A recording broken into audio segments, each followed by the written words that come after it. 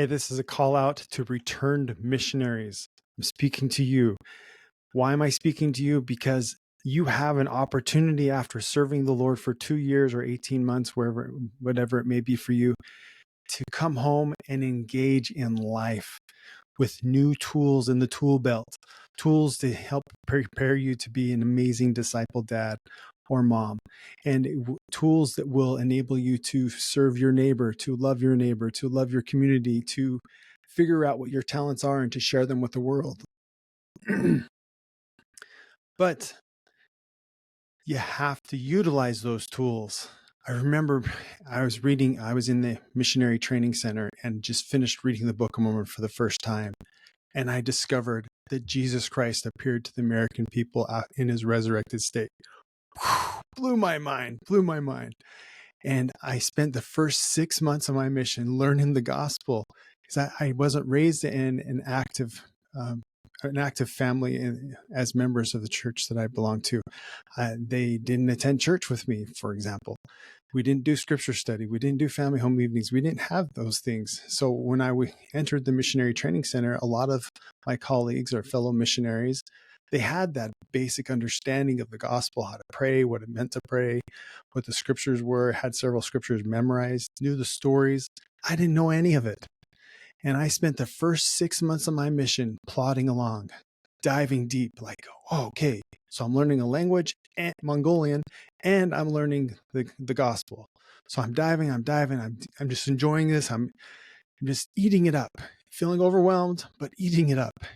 Then about 6 months into it, I was like, man, I got this. And about a year into it, I finally got the language. And I was just getting started. It's been over 30 years now. And that same hunger, that same tenacity is still alive today. And if you are not feeling the fire of engagement, the fire of the Lord, the fire of life, the fire of enthusiasm, I invite you to dig in again, because there's more. There is always more to learn, more revelation to receive, more power to have. I'm not talking about power of the physical flesh. I'm talking about power of the fire within you that burns and shines forth and transforms you, transforms everything. Yes, there will be setbacks. Yes, there will be challenges. For example, after I came home from the mission, I did really well in school. And then I was diagnosed with mental illness, and it rocked my boat for 23 years. I carried excess weight. But nevertheless, I still continued to study. I can still continue to have that fire. I can still continue to do the best with what I had. Finally, after 23 years, the Lord transformed my life, softened my heart, gave me humility, allowed me to turn my body to Him instead of just my life. And He transformed me again. And I want to close with a few words from President Heber J. Grant. And I love these words. He says here, it is clearly necessary for you and me, if we expect to reap the reward of faithful service, to labor diligently, whether at home or abroad, proclaiming the principles of the gospel. There is no person who can hope to be active and strong physically unless he gets proper exercise. And the same principle holds good with regard to the health or spiritual organization.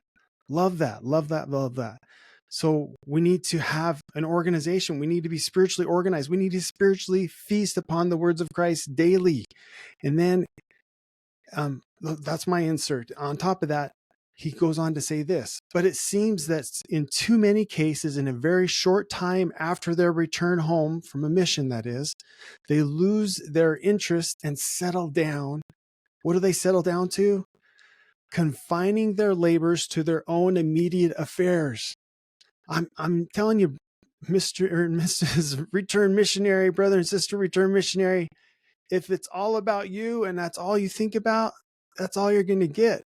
But when you turn from the inside out and think about glorifying your God, He's going to give you more. And you're going to be able to serve your fellow man and have your needs provided for. But you got to turn everything to Him and keep your diligence that you had on your mission and continue to grow and continue, because we learn in 2 Nephi 28 verse 30 that when you say, quote unquote, I have enough, that which was given to you is taken away. So continue to grow, continue to thirst, continue to hunger for the fire that's in you. It wants to get out. It wants to serve others. It wants to share light and truth with other people.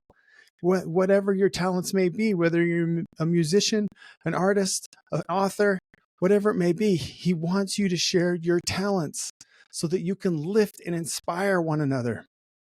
And this next quote that I'll conclude with from him, I've taken out the negatives here.